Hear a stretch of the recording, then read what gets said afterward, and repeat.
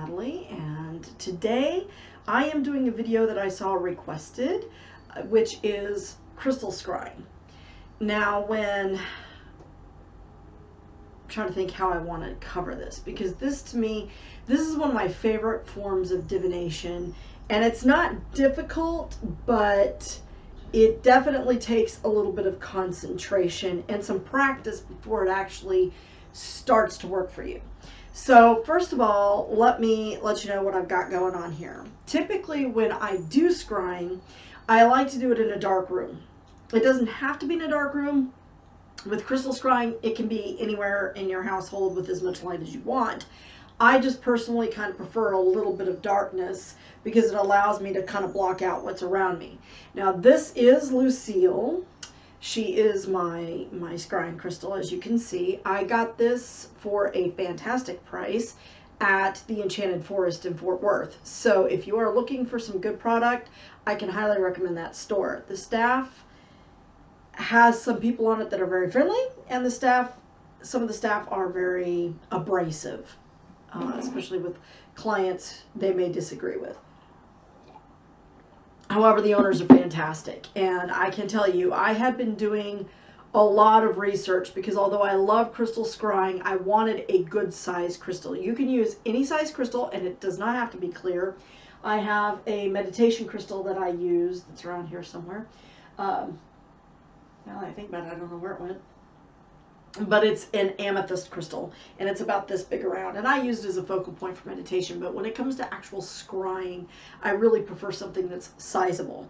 And I had been doing a lot of research and looking for a ball this size. They were running anywhere from $800 on the cheap end to well over $1,000. So when I saw this one, I was like, how much is the scrying crystal? And she said, well, look inside. So I looked inside, and at the bottom, at the base, they had put the price. It was $450. And I thought that was a fantastic price.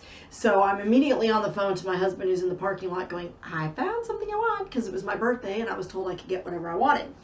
And as it turns out, she said, let me, talk to the owner, because a lot of times they give a discount for big ticket items like this. And I said, oh, no. I mean, I felt bad taking a discount because it was such a good price.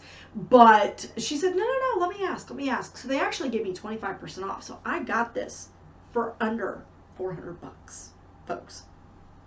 And it is a good size crystal. So when I sit down to do my scrying, like I said, I like to do it in a little bit darkened room. Today it's about 10:30 in the morning. My room here is a little bit dark because I have the blinds closed and the sun is not fully up. When it comes through this window back here where my desk is, it's super bright. So I wanted to go ahead and try to get this knocked out. As you can see, I have 2 candles burning here. I like to have candles, and I like to have incense, which I see has gone out. So I'm going to put that on there, simply because I think it adds to the ambiance. But I also use it as an offering. I use incense as an offering to the Lord and Lady, that they will give me the vision that I need in order to see what I'm trying to see clearly. Typically, I will use crystal divination when I have a specific something I'm wanting to know.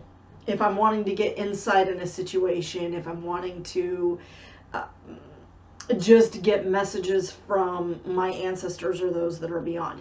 Now, I also will light 2 candles because it creates a reflection within the glass, which allows me to have a focal point within the crystal to focus on. I like having the 2 because of multiple reasons. Today I'm using a green candle to represent the maiden aspect of the goddess, since it is spring. We've now passed Ostara, and so it is now spring. So I like having the maiden aspect, and to me green represents growth, prosperity, and the potential for new life, new growth, etc., etc. All the things that the maiden represents.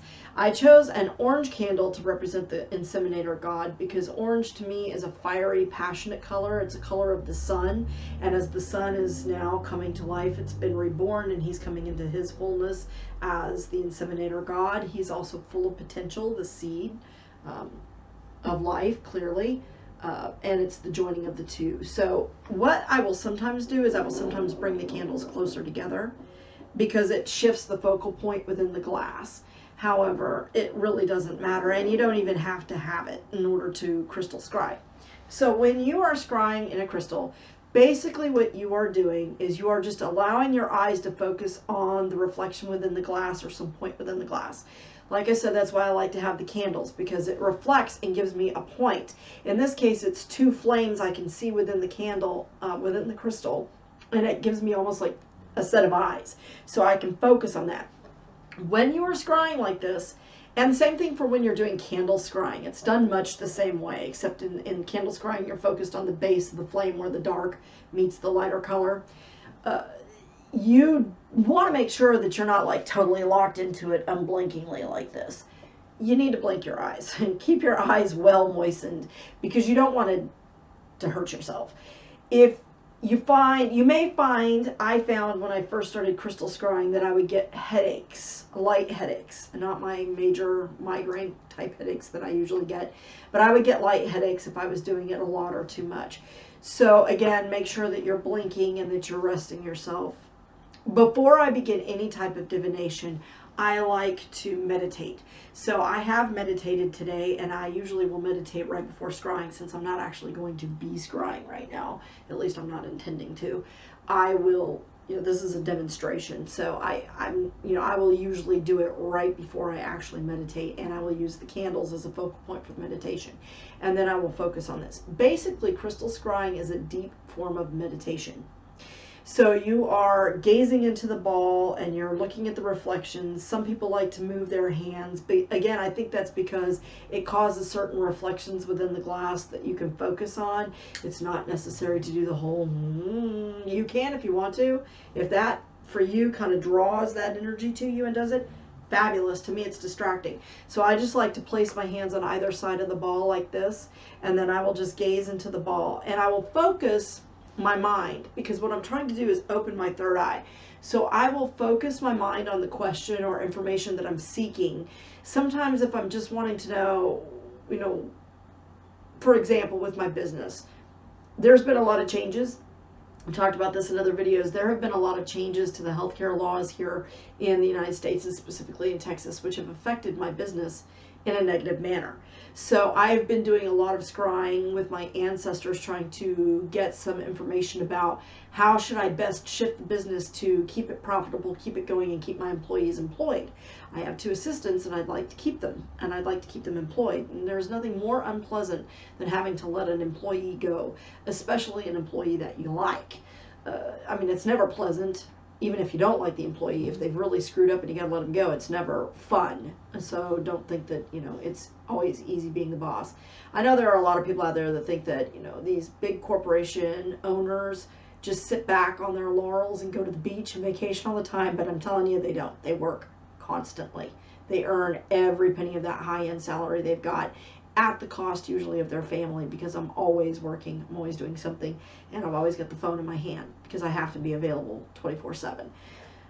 And clients do call you 24/7. In any case, I've been seeking knowledge about how to best progress my business. So I will focus on whatever question I have in my mind, and like I said, I like to rest my hands here, and I will just gaze into the ball. And I'll keep my mind focused on that question while I look at the 2 focal points within the ball, because I can see them, they're right about here. And I will just relax, basically. And you just gaze into it, and you'll kind of get locked into a trance-like state. You'll feel it. It's almost like a pull. And you may not feel that right away. I want you to understand that this type of scrying, and it's the same thing with candle scrying, although to me candle scrying is a little bit easier than crystal scrying, because the crystal has multiple reflections, so many things might kind of draw your attention, whereas with the candle, you're just focused on the center part of the flame where the darker color meets the light, and so to me that's a little easier. But with crystal scrying, you will definitely feel kind of that pull of the energy as the energies come to you from the crystal. So you'll get that vision, and you will start to see visions within your mind, not so much within the glass itself. I know a lot of people think that some sort of magic picture like a TV shows up in the crystal. That's not how that works. Okay, that's TV, that's Hollywood. It's your third eye. You're using the crystal as a mechanism for opening your third eye and allowing that energy to channel to you. And so you will start to get information. It will just sort of pop into your head, kind of like an aha sort of moment. And I mean aha. For those of you that know me, AHA is my favorite band. So there's a little side joke in there. My daughter's over here rolling her eyes. But you'll have your aha moment, and it may take a few times of trying it before you actually lock into it and feel it. Some people are drawn to it and it happens for them right away.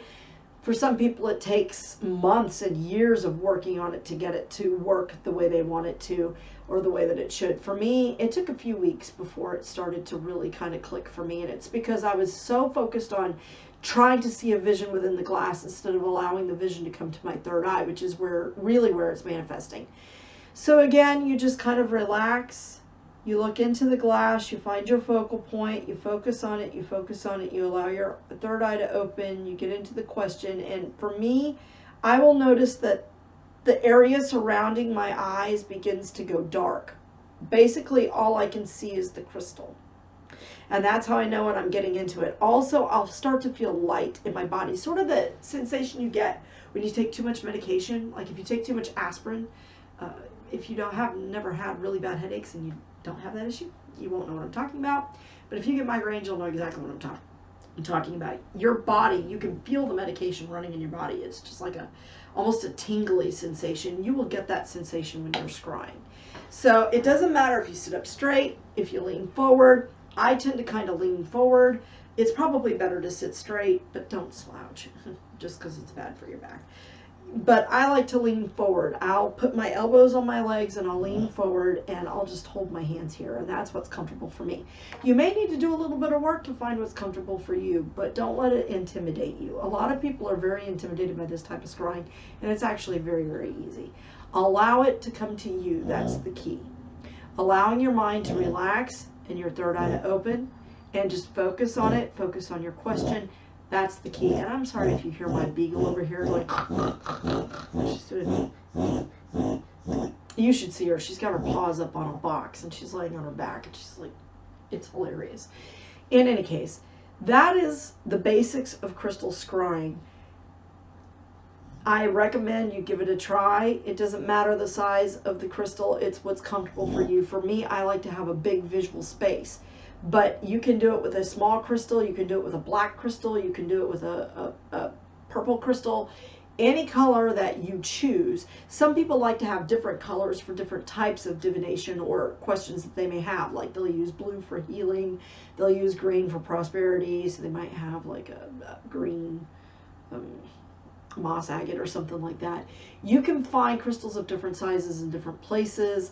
I encourage you to look around, but make sure you get a high quality one. Look at the reviews, look at what people say about the different crystals that you find, and don't just pluck out your money for something that you're really not going to be happy with.